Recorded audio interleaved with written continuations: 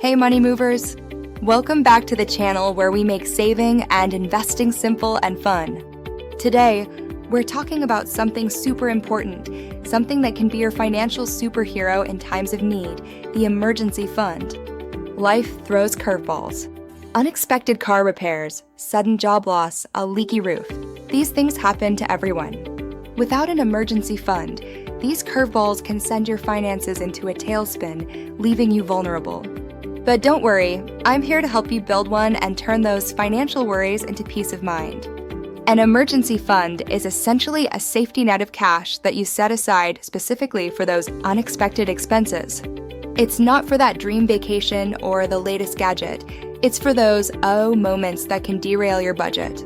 Think of it this way: it protects you from going into debt when emergencies arise. Imagine your car breaks down and needs a major repair, costing thousands of dollars.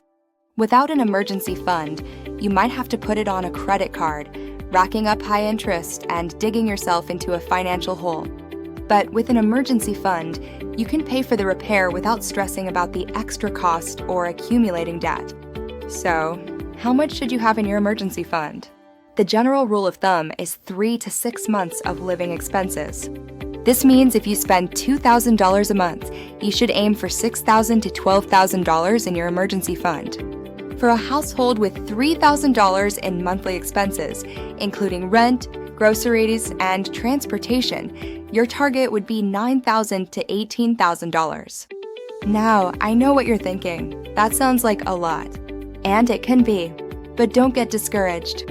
Building an emergency fund is a journey, not a race.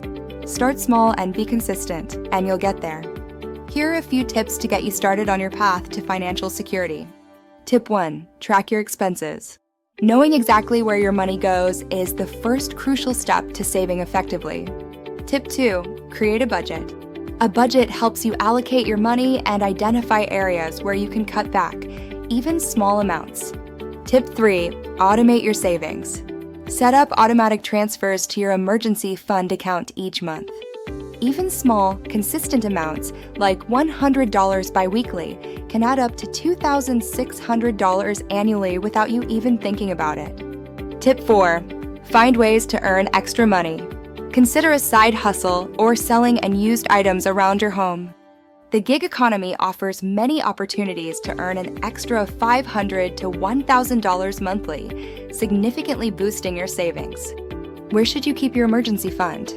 You want it to be easily accessible, but not too easy to spend. A high-yield savings account is a great option. It offers a decent interest rate while still allowing you to access your money when needed. These accounts, like those from Ally Bank or Marcus by Goldman Sachs, offer competitive APYs, often around 4.5% to 5.25% as of 2024. They are also FDIC insured up to $250,000, ensuring your money is safe and liquid within 1 to 2 business days.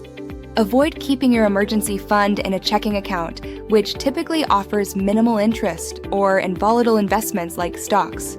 Building an emergency fund is one of the most important things you can do for your financial well-being. It gives you peace of mind, knowing that you're prepared for whatever life throws your way, from medical bills to job loss.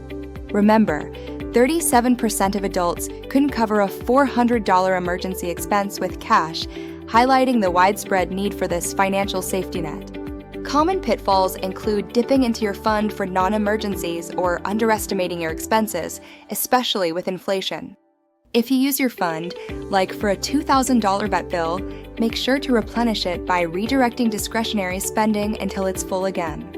For families, consider aiming for 6 to 12 months of expenses, especially if you have a single income, while singles can start with 3 months. Historical events like the 2008 financial crisis showed us how vital these funds are, helping many avoid foreclosure during tough times. So, what are you waiting for? Start building your emergency fund today and become your own financial superhero. Let me know in the comments below how much you've saved so far or what your biggest financial moment was. And don't forget to like and subscribe for more money-saving tips and to join our community of money movers.